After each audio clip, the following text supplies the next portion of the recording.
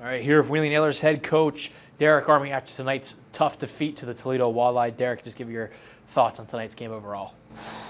Kind of heartbroken. I thought the effort was there. I thought, you play so good, and it's kind of been encapsulated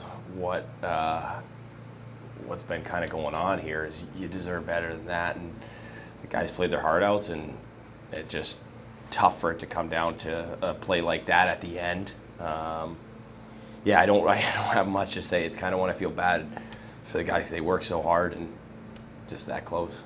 Tough swing of emotions early on in that first period. Have the penalty shot, but then eventually give up a shorthanded goal 10 seconds later. Can you tell us what happened on that shorthanded goal? Yeah, I mean, I think I love the breakout we had to start the power play. Dom gets an empty net look. Unfortunately, it jams a bit. We don't capitalize, so you get a great chance there, and then Callie gets a penalty shot, and you're kind of like, okay, well, he's going to score this. So momentum-wise, all of a sudden he stops, you kind of take a lull, and then I don't like us making a play like that in the front of the net. It's just, just keep it behind the net, wheel the net, no need to wheel there, and all of a sudden it's in the back of the net, and you're sitting there like, after that start, this is just what is going on right now. We got to dig ourselves out, and I thought the guys rallied. The bench was very positive, and it was great for the next power play for us to answer. And they came up big and scored a goal, and that was what we needed to kind of continue rolling. But as far as the bench went, it was pretty good to come back from that. Bouncing back through the end of that first period too, in the crazy sequence at the beginning of the second period. What can you say about the effort of the guys? I mean, it can't be easy coming back once, twice, and then eventually a third time. Yeah, it was. That's a very good hockey team we're playing against, and they got a lot of guys down. They're very deep right now. Goaltenders are great there, and so for us to, go down 2-1, come roaring back to make it 2-2, and then go down 3-2, and then come roaring back again to make it 3-3 was great to see. The effort was great. The camaraderie on the bench, the talk on the bench, being positive was great. It would have been nice. We had a couple other chances after that to capitalize, to give ourselves a lead. But as far as resiliency, it was good to see. What is it like seeing a young player and a rookie like Jordan Frasca get the first one of his career? Yeah, it's very good to see. He's been a guy who's worked hard, and he's had some really good chances over the time, and unfortunately just hasn't gone in. And the hope is that once you get one, the kind of floodgates open, and I'm sure for him it's a weight off his shoulders. He gets to take a deep breath and just play now and not worry about it. So it's great to see, and he's not the most emotional guy. But you could tell he was very excited, and that's what you want to see. So it was great to see for him, and it was great for us to get him going.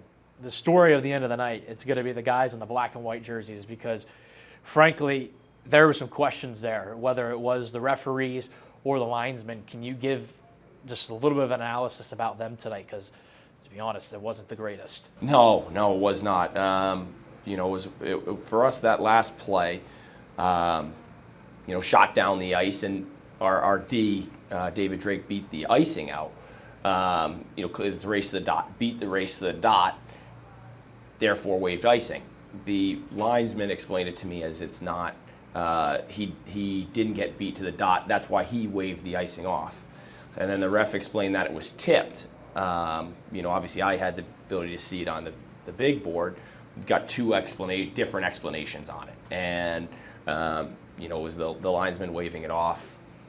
Should not have been waved off. We went back and replayed it, and it's an icing, and it's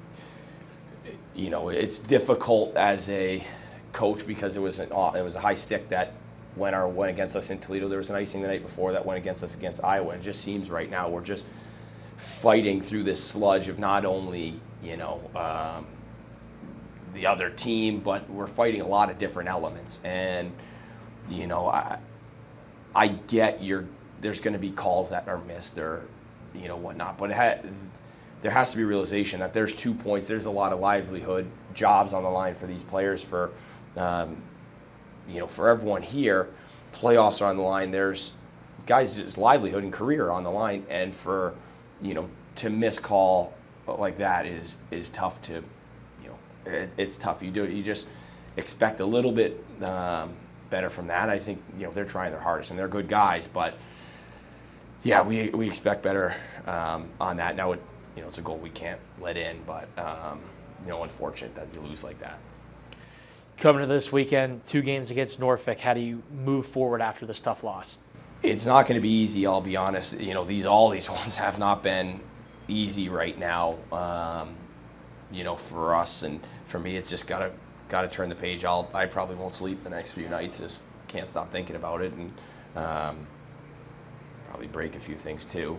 But then try and turn the page, and in the locker room, it's got to be positive. We still loved our effort. I still love some of the things we did, the resiliency, the power play capitalizing, the penalty kill was great. And so for those things, you take some positives away. And eventually, if you do things right, it has to go for you. I think there's been some games this year where we've deserved a lot better and unfortunately came up with the short end of the stick. And bad bounce here or there, falling asleep in a certain play. We have to put the full 60 together, everyone in the room, and have it go our way. I think it will eventually start to go our way if we continue to work hard and do everything right. It's just going to take a little bit for me to get over it. I think the guys are a little bit younger and they'll get over it quicker.